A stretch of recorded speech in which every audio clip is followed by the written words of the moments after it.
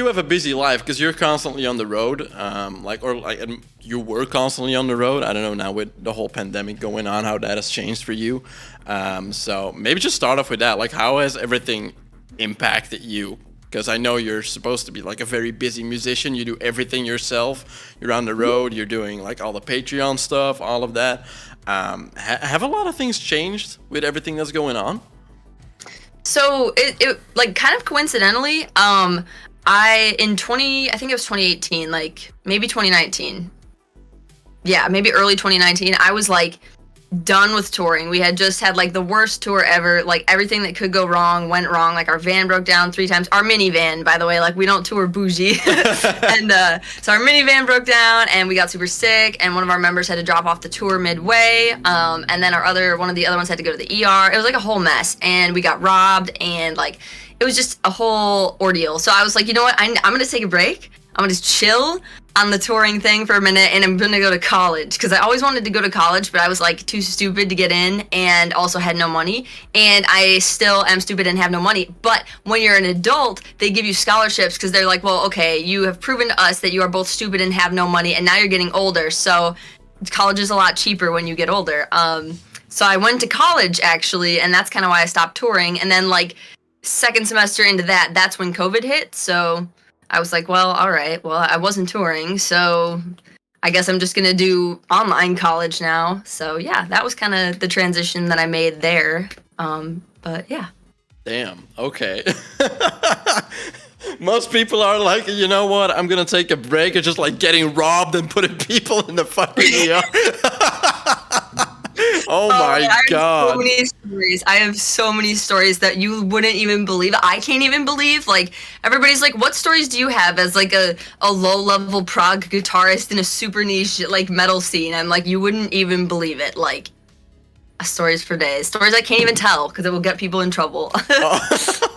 Yeah, I was just about to say, like, maybe just like share like the craziest thing that you're allowed to share, because a lot of people like you can say like, oh, you're a small band, you're doing like your small tours. What can go wrong? Like, right. We can all say like so many things can go wrong. Like people have no idea. It's the big tours that are like fine 9 out of 10 times. The small ones where you're like, what the fuck, like. Oh my God, yeah. Like I said, stories for fucking days. The amount of times I have almost died, but it's okay. It's like, it's all, I feel like I aged 30 years in my early 20s and like, I learned so many things and I have survival skills now. You know what I mean? It's like, we are good. I am set, no regrets. It was a blast, so. I mean, you learn a lot from those stories, definitely. Like it's you get a lot of life lessons out of it, like, and how people treat you and see you, and like it's a wake up call. I think it's a wake up call, and I honestly think like a lot of people, like even though they want to go on tour, would never go back after their first one. I almost didn't. Our first like real tour was, well, I mean real, it was like very small. We were playing to nobody, but it was 6.5 weeks long and it was like the entire United States, and it was like in November when it was like getting to be snowy and shitty, and like I think I hit a hard wall at like week 3 and I was like, I'm just gonna kill myself. Like I cannot do this. I can't work a job. Like I can't do anything. Like this is some crazy shit. And like, and then I went through that wall and I came out the other side and I was like, all right, I'm good. Like, I'm good. We are fine. Like, that tour, like, it was so important to shaping. Because, like, there's a lot of things that, like, you don't really think about that you take advantage of. And, like, or I guess not take advantage of, but like take for granted. Like you don't really realize how much like not being able to shower for like 6 days will fuck with you mentally when you're really already mentally fucked up. And then if you're with people you've never toured with and lived in a minivan with for 6 weeks, like and then you sleep in the minivan every single night because you can't afford hotels. It's like 3 of you sleeping on top of each other, and like. And then, you know, obviously, like, you know, when you're young, you're drinking and partying and, like, you know, doing dumb stuff on the road. It's like, it's some crazy shit. I mean, if you could go back, knowing what you know now, would you do it all over again? Oh, yeah, 100%. Like, it was awesome. It was so awesome. Even, like, all the crazy shit and, like, all the parties, like, it was awesome. It was also, like, we almost died a lot, but it was so awesome. Yeah, no regrets. Those small tours are like the fun ones. They're also the terrifying ones, but they're like definitely the most fun. So Yeah, yeah, you'll be rolling up to venues. It's like advertised like this big show, and you just arrive there. It's like, is this it? Yeah. It's like this shitty hellhole in the middle of nowhere. It's like, is this it? We played like a deck on the outside of a bar because there wasn't enough room in the dive bar to play, so they just had people playing outside with like combo amps and stuff. It's like in Missouri and stuff. We've played all kinds of, but like I said, those shows are fun. Like, you know, usually everybody's drunk and crazy and they're stoked on what you're doing, and like you end up crashing at somebody's house who's just hanging out in the crowd and they have a party, and it's like, and when you're young and your body can handle it, it's a good time. Yeah, that's important when you're young and you can handle it. Exactly. Yeah, definitely. So I always have a list of questions on the go, but by all means, just veer off into any crazy shit you can come up with. Like, I'd rather have like a very organic conversation instead of like bouncing questions at you. Yeah, totally. But like, yeah, my second one I usually interview metal artists, so people in the metal community. And for you, that's a bit different because you've dropped EPs and albums in all kinds of styles. Is that something that you always wanted to do, or like when you started making music, did you have like one genre in mind? You were like, I'm gonna do this and nothing else. So to preface everything, I am like totally incapable of forethought. Like, I just do stuff and I don't really think about it. Like, I'm not like, I never have a plan, and I'm working on that, you know, with the ADHD. Like, my therapist is like, let's work on planning and schedule. I can't do it. I suck at it. So when I was like 12, I wrote, and like, so my uncle, he's like an engineer dude, and he came over to my parents' house and installed Sonar Home Studio 6 onto my parents' computer and I was like, cool, like I was just fucking with it, and I made this little like 12 song, like I would say like, I don't know, video game style 8-bit EP where it's just like, and I was like, this is sick, like I want to make electronic music and that's what I want to do. It was like right before MySpace became a thing. But then I started playing guitar a couple years later, just kind of on a whim, and I thought it was just easy. I was like, this is a pretty easy instrument. Like, dang, I don't know why everybody's hyping it up, you know? Turns out I was just bad at it, but the way that I was doing it, I was able to play the songs I wanted to play easily through my own techniques, even though they were, like, way wrong. And I was like, okay, cool. And then I talked to some people, and like they showed me some metal like licks and stuff, and I was like, oh, you can play this really fast, like this is sick, it's really fast and really angry. And I was like a really chaotic like insane child. Like I was just like, oh my god, I want to do everything all the time, holy shit. So it like lined up mentally, and then someone was like, well, you should, you know, look into like metal. So I picked up, like, I bought Meshuggah's like Catch 33, and I bought like a Slayer album. Didn't really like the Slayer album, but that ended up being relevant later in my life. And then, like, you know, so I don't know, I just like started playing guitar, and then I would watch YouTube videos because I didn't know guitar tabs existed. So I would just like watch people play covers of stuff and then learn how to do it by doing that, but do it like my own way. And then I saw like girls starting to play music on YouTube, and they were doing metal covers, and I was like, I could play that song, and I could play like all these other songs too. And then I started making YouTube videos, and I was like, they kind of blew up like a little bit. Like some bands were like reposting them on Twitter back in the day, and I was like, whoa, cool, you know, I'm like 13 and I'm like, this is sweet, like, you know, whatever. And then I kind of like, I made a few videos and I was like, okay, this is dumb, I'm over it, I want to go to college and like be an art teacher. And then I didn't get into college at all, and also, like I said, I couldn't afford it, so I was like, okay, whatever. And then somebody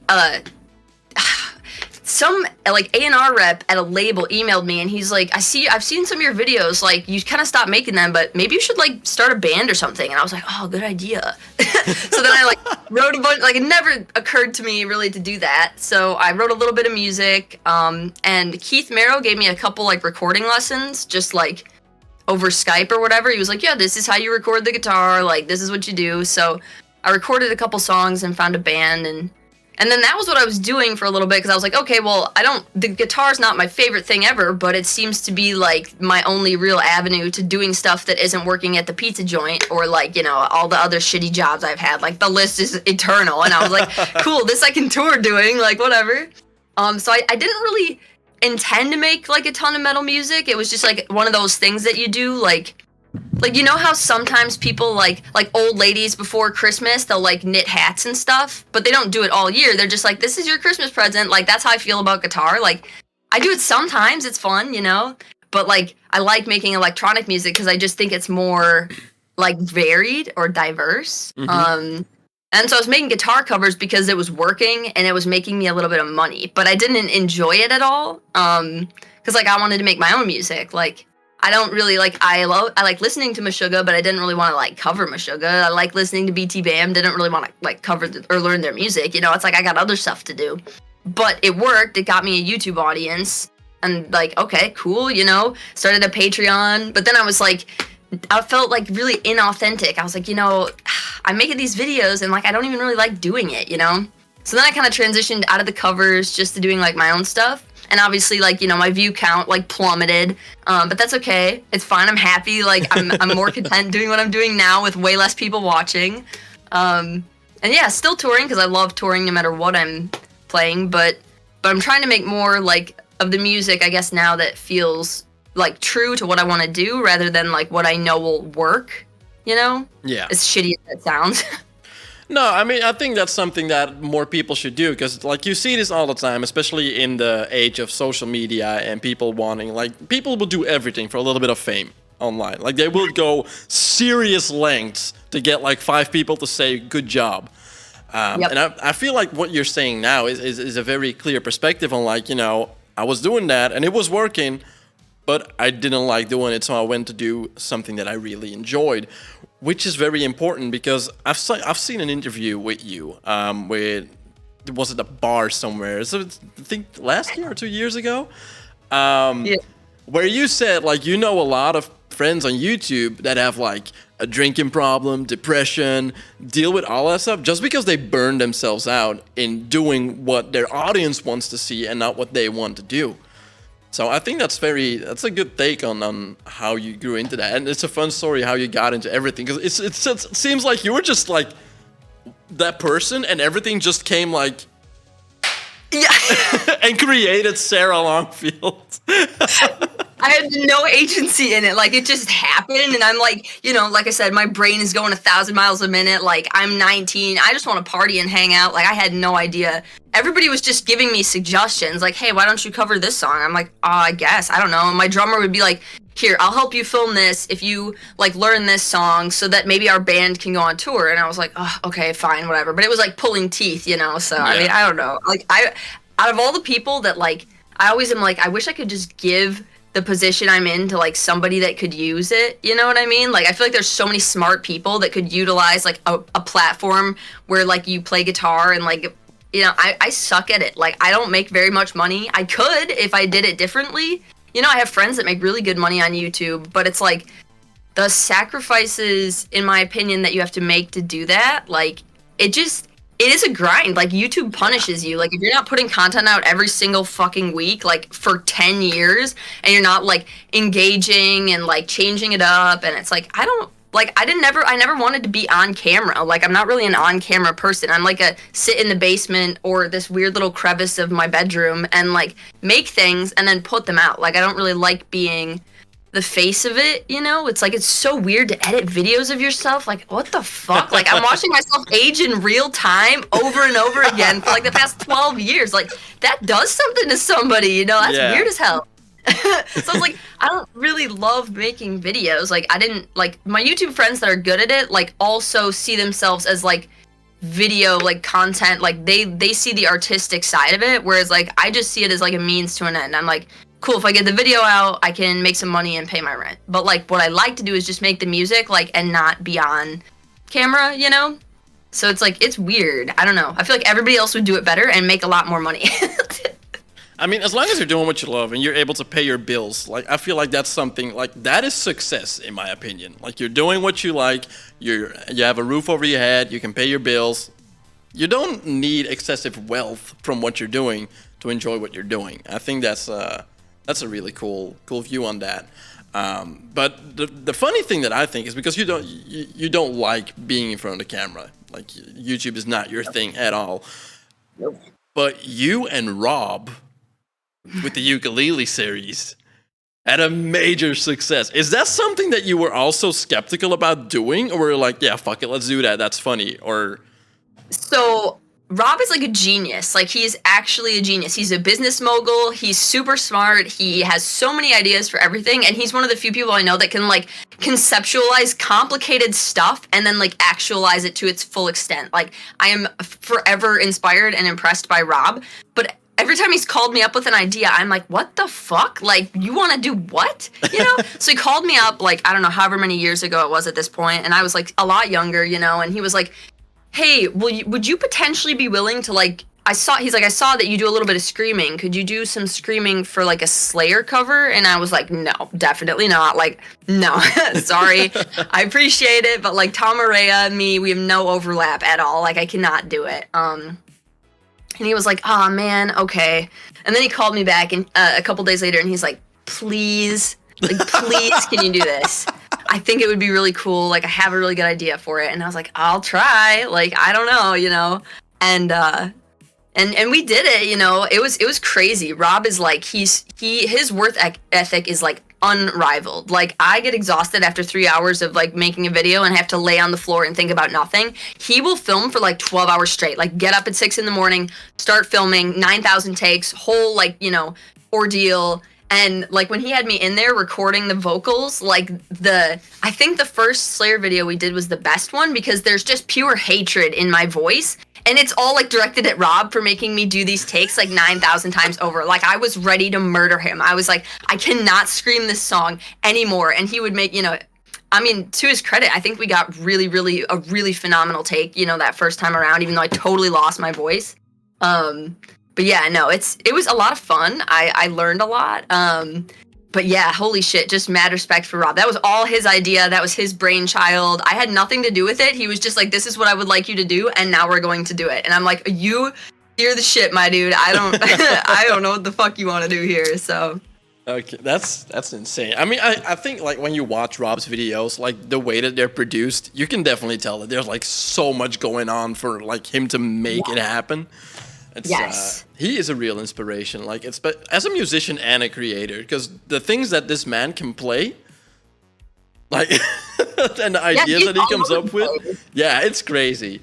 It's crazy. I think actually the thing that impresses me most about Rob is that he's like a pro rollerblader. Like, he's like stupid good at rollerblading. Yeah, like check out his Instagram and shit. Like, he's like, it blows my mind. Like, out of everything he does, I'm the most impressed by like his insane rollerblading. He's like stupid good. So you should really check it out. You heard it. Everyone go check out Rob's rollerblading skills. Yeah, it's so crazy. I'm writing that down because I want to get him on the show as well. I'm gonna ask him about it. Yeah, yep. It's a whole thing. So talking about playing instruments, I think that we can, or like most people agree that when I say Sarah Longfield, people think about a very specific style, you know, the two-handed tapping, the very melodic, dreamy type stuff. Is there an inspiration for that? Like, did you hear something or see something or was like inspired, you know, like I want to make this style of music? Or did it just come naturally?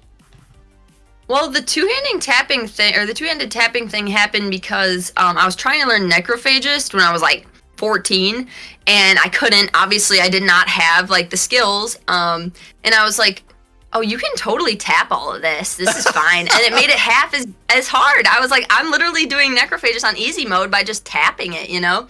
So then I was like learning these necrophagist songs, and again, no clue tabs existed, so I was just trying to figure it out by ear and by videos and stuff.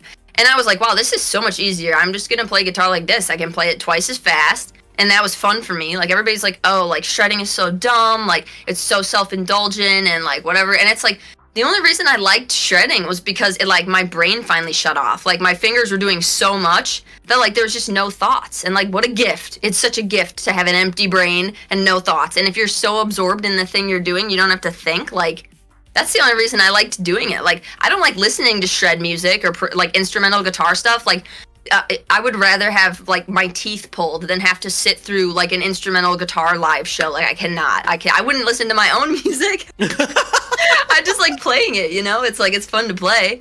But yeah, so that's where the style started. As for the music, I don't know. I was like, It's weird. Like when I'm doing really shitty in life, like I would write really dreamy, ethereal stuff because I felt like it would pull me kind of out of that place, you know? So it sounds like it's this otherworldly, like, it felt good to make that. But then when I'm feeling good, like I make super dark, like fucked up, I had this like cyber grind project I was working on for a while that's just like straight up like just violence. And I'm working on this like weird dark techno album, and it's like this concept album about like the end of the world and like just all this crazy shit. But like I'm doing pretty good right now, you know? So it's like the more like ethereal and happy the music, like the worse I was doing, and then like the darker the music, like the better I'm doing. So that's so what spawned it. We can expect like a very dark album then in the near future. That Yes. Because I saw on your Instagram, you're working on something right now, right? Yeah, it's been the longest I've ever spent working on a record ever. Because normally I'm like, I sit down and just shit the album out in like 4 months, and I'm like, whatever. And everybody's like, this album sucks. You should have spent more time on it. I'm like, yeah, I know. So I just make another one, you know, like whatever. It's like there's always more to make. Like I'm not super pressed about it. But this one, I was like, you know what? This is different, and I'm gonna do it differently, and I'm gonna spend some time and have it be exactly what I want it to be. And so this started at the very beginning of the pandemic. So yeah, I don't know, over 2 years ago now, and it's been like a grind because I just keep changing things and adding things, and it's like a multimedia thing. Like I have 9 music videos planned out, which I said like I don't plan, so this is like a thing. It's like a whole thing. And I'm like, I have this whole idea for like the whole story behind it. I have all these weird like, it's like I have like a comic drawn up about it too, and that like I eventually would like to make into like a book to go with the album. It's like this whole giant conceptual like, and then like watch, I'll put it out, everybody will hate it. They'll be like, oh my god, I hate this, it's electronic music, kill yourself. So I was like, maybe I will make it under a different name. So I'm kind of like thinking, because people are gonna like forever associate my name with guitar stuff, like no matter what I do. So I'm like, maybe I should just like make a separate project for it, but I don't know. So we'll see. Is this something that people will not expect from Sarah Longfield as an album? I think people that follow me closely will get it, you know, that like follow all the IG posts and the little like story updates and clips and stuff. They'll be like, okay, this makes sense. Like I've been slowly, gently, you know, traveling to that space. But I think the people that have only seen like, you know, the Meshuggah covers and the Slayer covers and like the usual stuff on YouTube, like if they associate me with it, they're gonna be like, what the fuck is this? But hopefully, if I do it under a different name and I have like all these other videos like kind of separating me, like it's just not even gonna be on the radar for the people that are gonna hate it, because it's just gonna be this new weird thing that, and like the look of the whole thing is so different. I'm hoping people just might not even know, you know, like they won't even know. Like I don't know who that girl is. She's doing this thing. Okay, cool. That's like what I'm hoping for, you know. So I guess we'll see. All right, looking forward to that. It sounds very cool and interesting already. Like I love concept albums and all of that. Like it's amazing to see artists explore a different perspective of what they can do, because as you said, like when people associate you with guitar music, people expect you to do guitar music.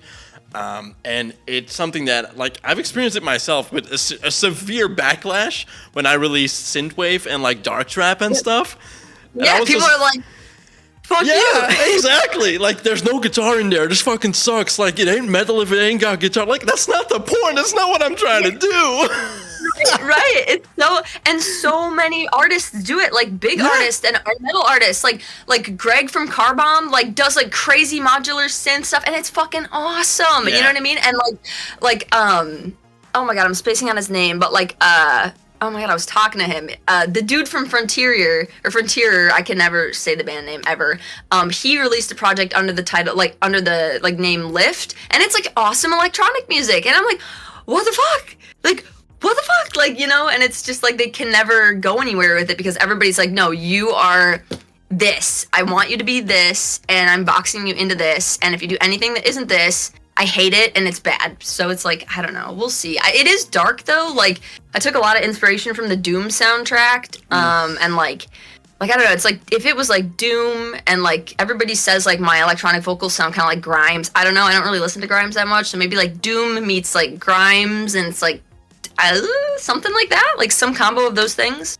Okay. That sounds really dope. I'm actually getting excited for it already. Is there a date planned, like a release date? I'm hoping to do like end of February, like mid-March, but I'm probably gonna drop like, a song at a time. I know people hate when that happens. They're like, oh my God, just release the whole album. But it works. Like, doing a song a week with like a video to go along with it every week. It just, the reach is so good when you do it that way. So it'll probably drag out from February to March, and then the official release will be hopefully mid-March. We'll see. Okay. Awesome. Looking forward to it. So my next question is like I want to ask, like, when did you know you found your sound? But you're doing so many different things. I don't think like you yourself see yourself having a specific sound.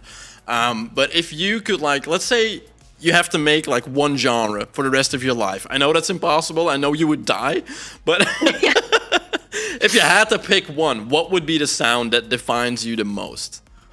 Oh man, I feel like I don't know the name for it because I'm like pretty bad with genres, but I really want, like, if there is like in the whole scope of electronic music, like so much of it is like so like happy and also so repetitive. And those are the two things that I don't like about it. Like, I love techno, but I don't like listening to the same like techno song for 4 minutes. I'm like, okay, this is the same loop, just like changing slightly.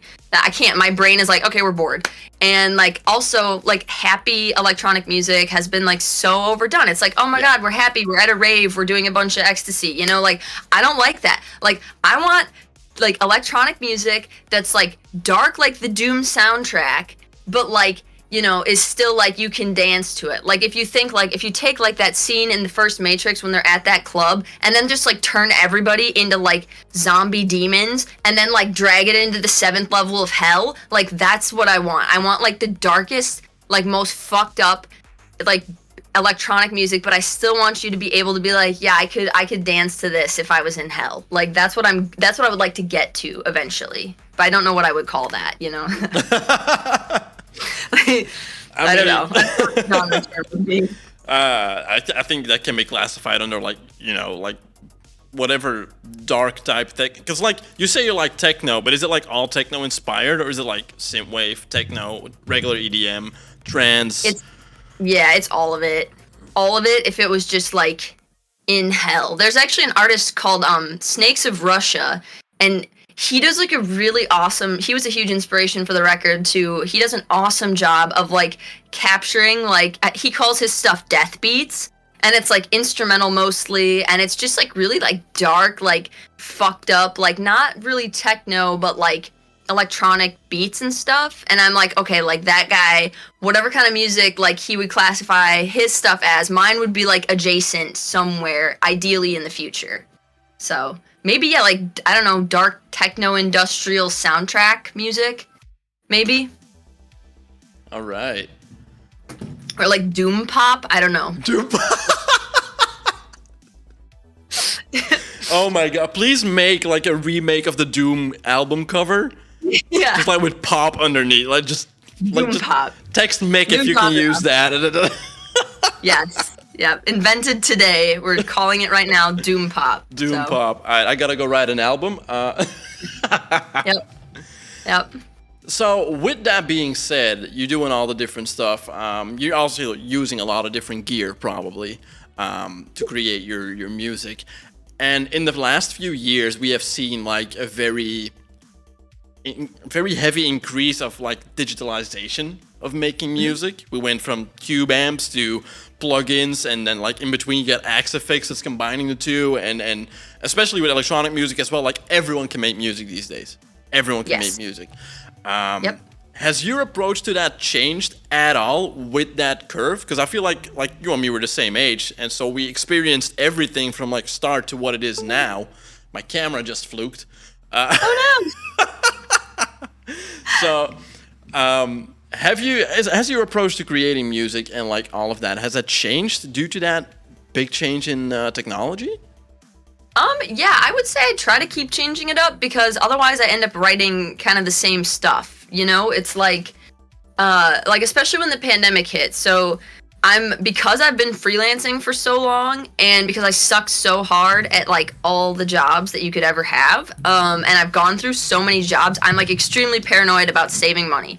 So I've always been like saving every single dime that I can possibly save, in case like I can't make any money one month, then I can still pay my bills and we're good. So I've been like aggressive about my savings, but when the pandemic hit, I was like, you know what? I don't fucking care. I was like, whatever. I'm going to spend this much of my savings on physical gear because I hadn't for so long. Like I had guitar stuff, you know, but that I've just like, it's almost whatever's easiest. I feel like I can make a guitar tone that I like on pretty much anything. Like I'm not really picky about what amp I'm using, or everybody's like, oh, like is the Axe FX your favorite? Is the Helix your favorite? Like is this thing your favorite? I'm like, I don't know, dude. I've recorded songs and put them out on like little $200 like no-name Chinese units. Like they just, you know, like whatever. So it's like for the guitar stuff, the gear's not really that big of a deal for me. But for synth stuff, I really wanted to get away from the computer because when the pandemic hit, I was like online college, doing YouTube, like, you know, Zooming friends. I was like, I hate the computer and I want to get away from it. So that's when I started to get into like modular synths and like physical synth gear. And that changed everything for me. Like, I don't know, that just changed my whole workflow. It changed my melodic choices. It changed like how I structure my music. It was just this whole weird thing. And then I like bought a bunch of gear and sold a bunch of gear. And like, you know, I just keep switching it up and changing it out because I like what it does. It's like it's a new challenge every time you add a piece of physical gear into your like arsenal of things to like figure it out and figure out how it can work with you. And I think that's the most fun because when stuff is like you already know how it works and it's easy and you understand it, it's like, well, that's kind of boring, you know. It's like challenging stuff is fun, so I try to keep it new and different, and that's whether that's with new plugins or with, you know, physical gear. I think they're both important, and I use both equally in my writing. So yeah, I feel like the thing with synths, definitely, like you nailed that. Like when you get synth plugins, it's really nice to work with because it's easy, you know, it's at your fingertips. You can edit it, you can adjust it any way you want it. Like you can basically do anything you want with a synth plugin. But getting a physical synth, like it just changes the way everything feels and sounds. Like even if it's the exact same synth in the plugin, it will still sound different. Yeah, because of like how you interact with it, you know, like you can, like I feel like a lot of times with like synth plugins, what I was doing before I got into like physical synthesis and modular synths and stuff, I was just like going with presets and like tweaking a couple things here and there because they make it pretty easy and the presets all sound great. But then when I realized that you can like modulate parameters in real time using other things, it's like the sound suddenly becomes so much more dynamic than just like a static preset. It's like, you know, you're having this filter sweep through this patch that you've built, like, you know, and it's, you can get so complicated with it. It kind of takes on this like life that it didn't have before. And so that was what, like, you know, doing like physical modular synth stuff showed me that I wasn't really taking advantage of in the synth plugins because it was just so easy. And now I can get really like heady with it and dive into the plugin and tweak things to sound exactly how I want them to sound and to make them so much more unique than just like whatever the standard presets are, you know? Yeah. Where was I? Oh yeah. So I mentioned it in the previous question a bit, like the digitalization and everything that has to do with modern music has changed a lot. Would you say it's better or worse now to create music than it was, like, let's say 10 years ago?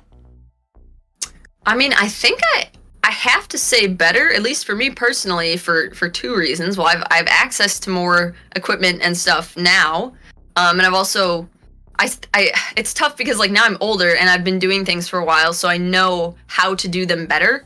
Yeah. So for me, it's like way better. I'm like, yeah, I finally can like actualize the stuff that I have had in my head for 10 years. You know, it's like I can do that. But I also think people starting out have, you know, way more resources than anybody did even 10 years ago. It's like, you know, the YouTube tutorials are insane now. Like, you know, you don't have to try to find somebody to have a Zoom call with and be like, yo, how do I do this? You know, it's like everything is laid out for you from the get-go. And gear is more accessible. There's more companies making more things. And you can do so much with so little. Like if you don't have a ton of money, there's free programs, free plugins, and everybody can try to do it. And I think that's a good thing. You know, everybody complains about like oversaturation and there's too much this, too much that, but there's always been hurdles in creating and being an artist or a musician. I mean, even way back when, it's like now maybe we have too much exposure, too much saturation, but before maybe we had too little, and there was an opportunity for like all of these things that were so amazing to come to light.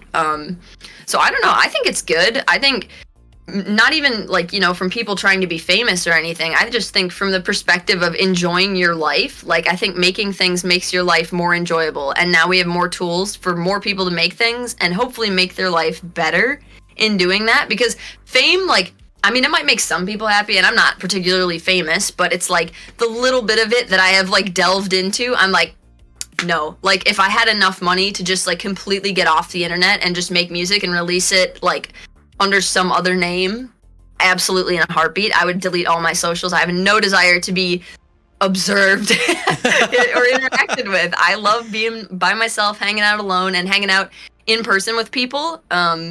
So it's like, I think we should be looking at it more from a, like, this is going to improve your life, and that's really rad, and less from a, oh my God, there's so many people on the internet right now, it's oversaturated, and it's ruining everything. And I mean, I think the internet is ruining a lot of things, but the accessibility of stuff is not one of those things.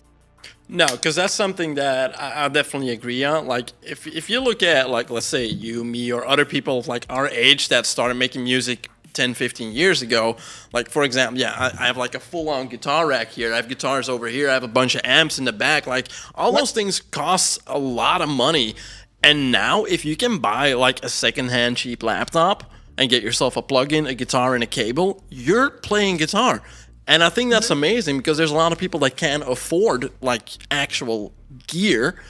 So to have that accessibility is definitely amazing. And like I said, it will make people very happy to be able to create something that they normally shouldn't be able to create to because of the money or other issues. So that's right. But I also agree with the social media thing. Yeah. God, dude, I hate it. Because you said in an interview that like your phone number and everything got leaked to the internet because of like people doxing your social media and shit. Like it was a bunch of dumb shit that's happened a few times, and it's like I have like I don't know. I try to keep up on like getting everything pulled and stuff, but it's like it doesn't bother me so much, but.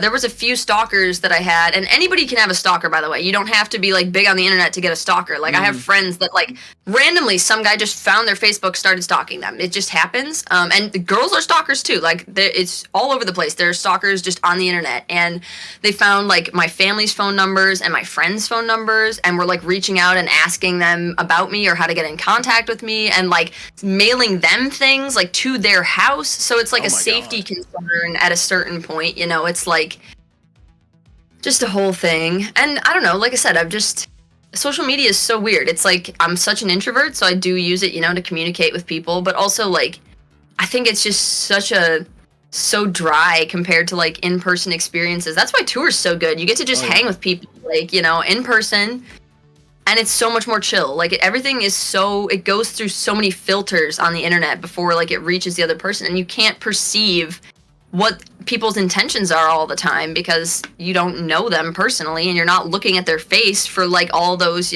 subconscious cues. So it's like, I really don't like that method of communication. I hate texting. I hate DMs. I hate emails. I hate all of it. Like, but it's a part of this if you're going to do this. Yeah. So, I don't know. Yeah, it's the first thing I noticed when I went to your Instagram, because usually I contact people through Instagram for this whole thing. Like the first thing in your bio, like no DMs, just email me. And even the email, like shit, that's a toss up. Like I burned so many business bridges just being like, oh shit, I forgot to respond to this email. Like fuck, It's so, I don't know. Like I said, if anybody, like some people are so good at the logistics and the planning and the responding to everybody the second they get hit up, and they get like awesome brand deals, and like they're always doing stuff, and I just like, I can't. My brain is like, I try to make myself care about it, but I'm like, I'll get to it. I'd rather just sit here and like weave a tapestry. It's like, oh my God. I'm just not built for it. Not that kind of person. I mean, like if you have to like quote unquote force yourself to like care and think about it, like would it actually make you happier if you would be doing all those things and getting better brand deals, or would it would just feel like a forced opportunity at that point? it becomes a job, but Yeah. if you want to make money doing it, it's like you kind of have to turn it into a job. There's like, it's a, there's, you're damned if you do and damned if you don't. Like, the only people that I can see that I'm like envious of their position are like indie rock artists that like have their label running their Instagram, just posting updates on tours, like, and they don't have to do YouTube. They just play shows, people show up, and they're like, cool, we sold merch, like, whatever. They do interviews and like occasional videos, but they don't have to be content creators to like get by financially. Like I said, not complaining. I am like still in a state of shock and awe and perpetual unrelenting guilt that people give me money to like make the things that I do, and I can sort of barely survive doing that. But it's like, I think that's the dream. Like, if you can just be a musician and not have to do the internet part of it, especially as an individual musician, like, oh my God, you have it made. That's the dream. Yeah, just like sitting at home, you create your music, produce it, mix it, master it, upload it, and there's the paycheck. Yep. That's like, and then you tour, and like they set up all the tours for you and stuff, and like that'd be so crazy, dude. Like, labels that are making enough money off of the artist's music to be like, yeah, so we set up a TM, you have a merch person, like, this is all set up. You have a driver. Like, oh shit, that's so bougie. You know what I mean? Like, now I have to make a 2 a.m. drive through like the middle of nowhere Canada, like by yourself, because it's so fucked up, dude. It's fun, but it's fucked at the same time. I'm like, damn, that's the dream, Oh yeah. I think a lot of people aspire to, but as you say, like, if you want to make a job or like a decent living, or like not even a decent, like, let's say, because you're making a decent living, like you're doing what you love, you're paying your bills. I'm making a living. I make just enough to pay my bills. My rent is like $800 a month, and I make like probably like between like Patreon and ad deals and stuff, I would say it averages out to like $1,300 or $1,400 a month. So it's like I got my rent paid, I can pay my car payment, and I got my like groceries and like whatever else, random bills that come up, and then you can save some of that money too. I really don't go and do anything, so it's like and luckily like a lot of the gear that I get has been sent to me for demos, so it's like I get that stuff mostly for free, and then like so it's like I'm pretty set. Like, I have everything just barely covered. Yeah, but that's I feel like that should be the goal. Like, you see a lot of people that want to be musicians or music content creators, because let's face it, a child's dream today is being a YouTuber. Like, it's not being a fireman or a policeman, or no, just like what you want to be when you grow up, a YouTuber. Like, good luck, kid. That's totally the thing. And like, honestly though, you can do it. Like, I have a lot of people that are like, well, how can you do it? Like, a lot of people, they're like, if you didn't start in 2008, like, can you make this a reality? And I'm like, yeah, like, if you want to make just enough to get by, like, you can totally do it. You just have to grind for like 2 solid years, Yeah. That's really what it is. Like, if you're willing to put out content all the time, the algorithm is always looking for new people, new faces. Like, it's not just going to hang on to the people that have done it. And a lot of them do burn out and stop. Like, it's 100% a thing. Yeah. And so there's always space. There's like, people think there's this finite space where like only this many people get to be successful. And that's like super not true. And also everybody's definition of success is different, So I say to anybody, like, if you really do want to do it, just grind on content every week for 2 years. If you have, it's like, make sure you have something kind of new or different or engaging, and, do it. Like, you'll probably pull it off. You'll get at least enough people to hopefully start a Patreon, and then, make it so that you can get your bills paid. Like, it is doable. It's hard, but it's doable, Yeah, you definitely do not need millions of followers today just to get by. Like, that's an illusion that a lot of people still have. And, I mean, I'm going to reference this multiple times. Like, you're the living example of doing exactly that. Like, you're paying your bills. You're doing everything that is needed. And you're just doing what you love. Mm-hmm. Like, you mentioned in the beginning that, like the whole teaching stuff, like a lot of people have access to tutorials and stuff. I saw you post the tutorials, like the last videos that you did were like tutorials in partnership with Skillshare, I believe. Yeah, thank God for Skillshare. They had me do like a series of videos. The worst, I always get it out the very last second, but I do like what they offer, so I'm like totally fine partnering up with them. But yeah, and it's made me do like more lesson videos and stuff, so that's been fun. Sorry, I think I interrupted you. I don't know. ADHD brain. The excitement click was there. I was like, okay. I'm just like, oh my god, they helped pay my rent. Oh yeah, they're great, truly great. Because like when you have to do deals like that, and then I just wonder, because like you're not comfortable or you don't like being in front of the camera, but you do demos, reviews, the partnership with Skillshare. Do you like think about that when you have to do those videos, or is it like, okay, I'll just do this and I like this, or? I dread it. I dread making. If it got the same amount of views, I would just make a video of the guitar doing the thing. But like, even like, it doesn't even, gender's not even as much of a factor here. It's like people like to see faces in videos. They just do. And like, they've done studies, and so it's like you kind of have to get yourself in the video. And yeah. So I dread it. I do it because, like I said, it's a small price to pay for being able to keep doing what I'm doing. But I don't particularly, I would rather be either behind the camera or completely off scene making music. You know what I mean? Just like in the shadows, like, doing whatever I gotta do. Or like, I like making music videos. Like, that's more fun for me to edit because there's a little bit more of an artistic aspect to it. But with the brand deals and stuff, when you do things like that, it really has to be kind of like, I'm in the studio, I'm doing this, I'm talking about this. It's not so much like a music video, it's just like a sharing of information. So I had to cram like a question in here, because I noticed that when someone asks you about this, you get like very both excited and very turned up. It's like it's about the music industry. Don't freak out yet. No, I've been trying to tone it down about that because I'm like, oh my god. I stopped doing interviews for a while. I was like, I'm too honest and I need to just like hide because I'll get myself in trouble. Yeah, so. I saw a few clips and I was like, oh my god, she's the exact same. Like, it's I know, I get like so fired up. I'm such an aggressive person. Like, I'm so intense all the time, and I'm like, oh my god, you need to chill. So, all right, but yeah, bring it on. I'm good with the music industry questions. I mean, being honest about it is a good thing, because I feel like there's a lot of dishonesty about the music industry that is not getting out there. Yep. So, if you would like sum up the best and the worst part about the music industry, doesn't even matter like if it's labels or like production or the way that music is being treated today, like the best and worst part of the music industry that you have experienced yourself, what would those things be?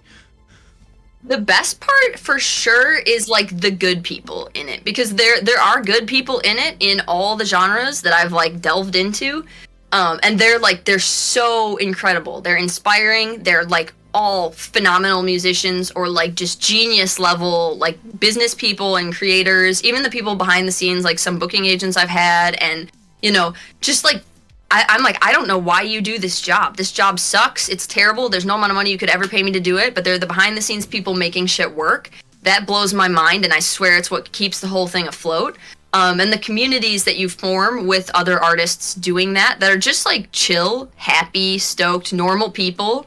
That's my favorite part. My least favorite part is that it's also an industry just riddled with psychopaths. Like, absolutely, people devoid of empathy. They do not understand the struggles of anybody at all. They are purely in it just from a domination aspect. They're like, I'm gonna get here just to be on top of people. And it's like very fucked up. There's a lot of power tripping. There's a lot of just like, I don't know. It's so nasty and dark and shitty. And it comes, again, that's all angles of it too. Like, I got in a huge fight with one of the house managers at this venue up in Canada. It was a big venue on a relatively large tour. I got myself in some pretty big trouble there. But she was just being so shitty about like, it's so hard to make money when you're on an opening a tour as a band. Like, headlining as a small band, you make way more than you do opening. And we were making $100 a night on this relatively large tour. And that's fine. They were like, you should take it. You're lucky they're not asking you to buy on. I can't afford to buy on anyways. So I was like, all right, well, whatever. And she had like, it was like a 30% merch cut. We sold fucking nothing that night, and we were getting paid $100. We drove 9 hours to get there. Like, we lost money on that show big time. And so I was like, I literally cannot like take this merch cut. It's not in my contract. It's not like, none of this was okayed by me at all. I'm just on the front of this tour. And she was just like, she started screaming at me. She's like, "You're so fucking ungrateful, like blah blah blah. You're so lucky you even get to fucking." I'm like, "Who the fuck are you?" Like, and I just like went off on her. I'm like, "I have fucking dudes to feed," like blah blah blah. And I just like started screaming, and she was screaming, and I ended up calling her a Nazi, like this whole ordeal. And the promoter, like, he was trying to back her up for like a while, like, and then I don't know, whatever. The whole audience, like the people were still in the theater, and I was like, whatever. Like, this lady's wrong, and she's basically trying to take all the little bit of money that we made doing something that she didn't even help us do, you know what I mean? Like, I was like, all right, whatever, take the guarantee, but like, you're not gonna take my merch money right now or whatever. I know, it's like a whole debated thing, but whatever. The promoter came out afterwards, he was like, that was pretty sick. I was like, well, I mean, it's just like, you just get fucked over all the time. And then like the bands that start smaller and get fucked over, when they get bigger, they fuck people over. It's like a cycle, and I've seen it happen. I'm like, you literally were this person getting fucked over however many years ago, and now you're the villain. Like, you became the villain. Like, fuck you. You know what I mean? It's like, just over and over and over again, and it's like, you know, maybe I shouldn't care. Like, you know, I could just be like, all right, whatever, bad person, bad vibes, but I'm like, no, fuck you. Like, why are you like that? I would never do that. If I was like, you know, and like bigger bands have merch restrictions on opening bands. Like, we were only allowed to sell like 3 t-shirts and 1 CD. Like, that was it. And I'm like, okay, like literally how I'm getting cock blocked on all angles here. Like, how am I supposed to pull this off unless I have rich parents? Like, and then, you know, there's people with rich parents. I mean, bless them, good for them, you know, and their parents just fund everything. They buy them like the 12 passenger, they buy them onto tours. Like, that's so common to spend $12,000 to $20,000 on a tour so you get to open it. Like, that shit blows my mind. I'm like, what the fuck? And then these bands buy on enough big tours that eventually they get big enough to just be touring, and then they make bands buy onto their tours. And I'm like, okay, it's just rich people's children having a lot of fun, you know, and it starts all the way from like, you know, they don't have to pay rent, so they can spend all day making music because like they're being funded, you know. They've been able to do it since they've been getting lessons since they were 4, you know. It's like, it's just, I mean, I guess that's like a representation of the broader problems we have in society, not just in the music industry. And I'm not blaming rich people. Like I said, if you're born rich and your parents will do it, like, fucking do it up, dude. Like, take advantage of that. I have friends whose parents have done that for them, and I'm like, that's cool. Like, you know, but then when you get to those positions and you fuck over those people in those same ways, like, kind of fuck you. You know what I mean? It's like, I would never ever, if I was headlining a tour getting paid $10,000 a night, and I have been on tours where the headliner was getting paid that much fucking money, it's like, I would never in my life pay an opening band, doesn't matter who they were, $100 to drive 9 to 12 hours to every single show, and then merch restrict them on top of that. And I asked the band, I was like, why do you do this? And he was like, oh, our manager has us do that. I was like, no, I was on the email thread, like, you're the, why is this like this? Just digging myself into a hole, you know. And he's like, oh, I don't know, it's just the way everybody does it. It's the way we've always done it. I'm like, well, the way is bad, and all of you should feel bad because fuck you. Like, it doesn't have to be this way. Like, it's just so much penny pinching for the dumbest reasons. I don't know. Yeah, especially like when you're an opening band and you're opening for a big band, people are coming out, let's face it, for the headliner. That's why most people come out. So why the fuck would they merch restrict you? Because it's not like people are gonna buy your merch instead of their favorite bands. Like, it's like, and like there's this thing that they do as well. Like when you're on a package, or at least we experienced this. Like, we used to sell our shirts for like $15. You know, like we had a good deal with a company. We can make cheap, good quality, $15. We get signed onto a package. They force you to up it. Yeah. Yeah. What is that about? No one bought our shit because it was too expensive. Yeah, and I think they just don't want you threatening any of their sales at all. I'm like, your sales don't mean shit. Like, you're getting like 10 grand in guarantees every night. What the fuck? Like, do you really care if I made an extra $150 on merch? Like, it's so weird and nitpicky, and like, even from the bottom, like, even those stupid base level tours, like, we were on tour with this one band, and like, it was like a guy's solo project where he brought the band out, and the guy took everybody's buyouts. He took my whole band's buyouts and his whole band's buyouts. I'm like, what, dude? Like, it's only $10 a person. He's like, yeah, well, I'm headlining the tour. I'm like, yeah, okay, well, we're drawing the same amount of people, and it's contractually set that, like, we get this thing. Like, you don't get to steal everybody's buyout, you weirdo. So it's like, you know, just dumb shit. It's like, Why would you ever do that? There's been tours I have lost money on and still pulled out of my savings to pay my bandmates when I could. You know what I mean? It's like, you don't fuck people over, just like morally, in anything that you're doing. And it's like, I don't know, I just hate the business side of it. I feel like it shouldn't be that like cutthroat. You know, it's like it's so low level. Like it doesn't need to be. It can just be fun, you know? Yeah, I don't know. I feel like those are like remains of like the 80s music tours where people would be like, oh, you're a good band, we're gonna get you on some crazy shit, here's a tour bus, we're gonna sell stadiums and shit like that. I feel like those like are remains of what happened back then, and the music industry just wants to force that on new bands because new bands don't know shit. Like if you've ever signed a contract as a small band, you're doing the dumbest fucking shit of your entire career. yeah, you're getting fucked in one way or another, for real. And it's, I don't know, it's also like, if you're gonna fuck over the small band that's opening, why bring them at all? Like, you know what I mean? It's like, why bring an opening band if you're gonna just, the whole purpose is just to fuck them over? Like, I don't know, like, and if you don't really want them there, like, don't have them. You shouldn't be bringing anybody on a package that you don't want on the package or that won't benefit the package, you know? Yeah. And I guess that's probably where buyouts were born from, but it's like, I don't know. I have gripes. I have many gripes with the whole thing. So hopefully in the future I will be DJing underground clubs in Berlin. That's where that's where we're aiming towards. Just me by myself hanging out in Germany on the DL. Everybody's like, I don't know who this girl is that's DJing this stupid club in Berlin, but this is sick. And I'll be like, all right, cool. You know what I mean? I get too mad about touring. There's just too many psychopaths and too much immoral shit. Yeah, 100%. 100%. It's not the music industry anymore. It's the money industry. It's as simple as that. It's like there's such a way of that people see the music industry. Like, oh, you're on a label. That's so cool. Like we had friends of ours. They got on Season of Mist. I don't know. Are you still on Season of Mist? Technically, like we are on a loosely no contact term. I mean, I have mixed things. There are good things and bad things about, like, you know, signing to a label, and I just don't think we were a good fit at all for a myriad of reasons. But yeah, the label thing is tough. It's because, you know, the label is to some degree risking something, investing in the band, but also they're kind of not, because you can write off everything as a business, and most labels, even small ones, are like backed by Sony. Like they all are owned by bigger labels, almost all of them, even the ones you wouldn't guess. So it's like, I don't know, what was the question? I just started ranting.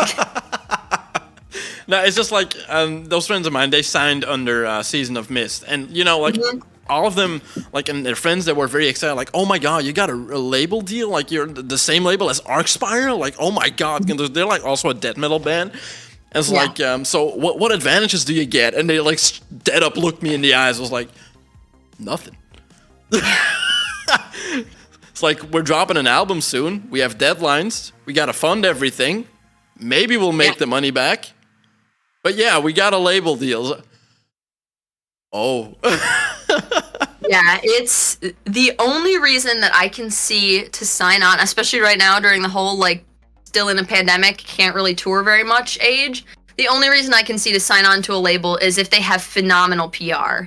2 Seasons of Mist credit, they did have really good PR for, like, you know, like metal and stuff. Like I said, I don't really fit. My guitar music doesn't really fit anywhere, I don't think. Like, I don't know if there's a label that it would work well on, and so that bygones are bygones. But if a label has, like, a phenomenal PR, then it's worthwhile. But that's, like, you can also buy PR. Like, there are PR firms. You give them money. And, I mean, I haven't done it, but I know how to do it. You give them money, and they will hook you up with, like, you know, interviews with magazines or, like, features on websites, you know? But also, how much is that worth, too, nowadays? Like, it does look cool to be like, oh, this article came up about me, you know? But also, there's, like, a lot of, you know, like, even when the label was getting PR, I'm like, you know, it's real, but it isn't, because, you know, they have deals with these companies to do features on artists, maybe paid, maybe not, you know? So it's like, is it even a real article? I never knew. was this article like, did they pay them to write it about me or something, you know? I know some of the ones, because I have friends that work at like Guitar World and stuff, and I know some of them were just genuine articles, and I'm like, okay, cool, like I feel good about this, but, you know, I don't know, PR is a weird mixed bag, and I feel like a lot of it you can do just on your own social media, you know? Yeah. If you can network with people and make friends online and in the communities that you want to be a part of, like, you can make content together, and like that I think does arguably way more for, you know, pushing yourself further as an artist and getting out there to more people than like, you know, an article being written about you. Though that does help, you know, but it isn't what it used to be. PR used to be like everything, and Yeah. for metal bands, I don't think it's quite as much of a thing. Just like labels, like it's, you know, what do they really have to offer? Yeah. No, there's no better time than now than to be an independent artist. Mm-hmm. Like it's the best time to start your career and just do everything yourself. Like I've seen PR like market themselves to war artists where they would guarantee, and this is the scummiest shit that I've ever seen, where they would guarantee the blue verified check mark on all socials. And it's like do that. Like you can't do that, and it's especially not in a way that it matters, because like you can pay like Instagram for a blue check mark these days. Really? Oh yeah, it's around $4,000, and you'll get verified within the month. Wow. Yeah. Yeah. So they can kind of guarantee it, but they would just like, you know, like when you want to get your artist or like your band or whatever it is you're doing, your business basically, when you want to get that verified on social media, because social media has such an impact, that blue check mark means a lot to people that are not like business minded. They just see a blue check mark, it's like, oh, this person's important. And like they would market themselves towards artists like, yeah, we'll write articles and stuff like, because that's what you need for verification on social media. Like you need to be known. Right. And they would charge so much money for it, and small bands and artists would just like pay it, and it doesn't help at all. Like, okay, you're verified now. Where's your music? Exactly. No one's listening to your music. No one's watching your videos. Where are you now? Like, you spend a lot of money, and it didn't do shit. And it's the same in the music industry. Like you said, like a good PR is everything if it's done right. But there's so much things that you can do on your own. Like it's insane. Yeah, we're at like such a weird point with things, because like, you know, and like to go back to using Season of Mist as an example, like they do have a YouTube channel and it gets good views, you know, and they asked me for videos to put on that channel, and those videos got phenomenal views, but it's so the wrong audience, you know what I mean? Like the bands that are on Season of Mist, like they want, you know, tech death and death metal and symphonic metal and like weird stuff like that. They don't want like shred prog, like, you know? So just wrong market. So you just kind of have to think about like where you want to be and who you want to be around, you know, like what artists do you look up to and want to be involved with, you know, and see where, you know, who they're talking to, what circles they're in, what they're doing. And, you know, I don't know, like I said, I mean, a lot of the best things that have happened to me, not the most financially advantageous, but like the best things that I've done that I feel like, yeah, that was cool about, have happened just because I met people doing the same stuff that I like to do. And they're like, yo, like what you're doing is cool. Check out what I'm doing. And I'm like, oh, that's dope. And then we collaborate. Like those collaborations and communications and those friends, like that's where the community comes from. You know what I mean? It's like a bunch of people working their way up, like, but also lifting everybody else up in the making. And that's the cool thing about YouTube and like, you know, Instagram too. It's like, you know, there's so many people out there and you benefit from collaborating. Like you absolutely do. If you make a video with another YouTuber, like your videos then are on each other's sidebars and stuff. And like people will go and check you out because like you're sharing your audience and you're only both going to grow from that. So it's like, you know, I like the culture of collaboration that is happening on the internet because it's vastly different than like the culture of like, fuck you, I'm gonna do whatever I want to get ahead that I've seen in like touring and stuff, you know. As much as I like touring, it's like, you know, mixed bag all over the place. Everything has its ups and downs, even labels still, but I would say you just have to be really smart about signing it and really careful about signing if that's what you're gonna do. Yeah, 100%. 100%. All the music talk aside, and I don't know if this is the case with you, but I know like a lot of people that I bring on here or friends that I talk about, they have like this other hobby or thing that they do to keep their mind fresh when it comes to creating music. Do you have anything else outside music that you enjoy doing that just like completely resets the brain? Yeah, well, I try to keep finding more things to do that with. Like, I love making art. I love painting and drawing and like any animating. I'm getting into like 3D sculpting and making like weird 3D animations and stuff. But like creating stuff aside, I feel like creativity is it's like pooping. Like you need to eat stuff to poop, right? So like the poop is the art and like you have to take stuff in to poop. So I often try to like go and do something new or novel or visit somewhere I haven't been, or sometimes I just go to like dead malls and just walk around dead malls because the vibes are so fucking strange. And then I'll come back and I'll be like, okay, cool. So in the winter, that's my like, I'll make other things like if I'm sewing a hoodie or making a backpack or a tapestry or painting a painting, and then I'll go mall walk for a while and then I'll come back and write some more music. So just go like Walmart, get like the true cult vibes, and then just come back and where everything is like, you know, because like everything in America, I mean, I don't know where you're located, but everything here is dying. Like all the malls are dying, like all the stores are shutting down, like everything is like fucked. But there's lots of cool dying malls that you can go and walk through, and it's like this weird, it has like a post-apocalyptic, like post-capitalist, like, you know, like edge of humanity vibe, and I'm like, this is sick. I've always loved, like when we tour, and I've been doing this since the first tour we have ever done. Every city we go to, I try to find like the shittiest, deadest mall, and we'll just go walk around, because also when you're on tour, you don't want to use gas station bathrooms. They're always a mess, and so it's like the malls have like dead malls. Nobody uses the bathroom in a dead mall. They're always clean, nice. There's usually like slow, soft jazz music playing. You might be able to grab a bite to eat, walk around a little bit. So I think I've seen probably almost every mall in every even kind of major city in the whole country like multiple times.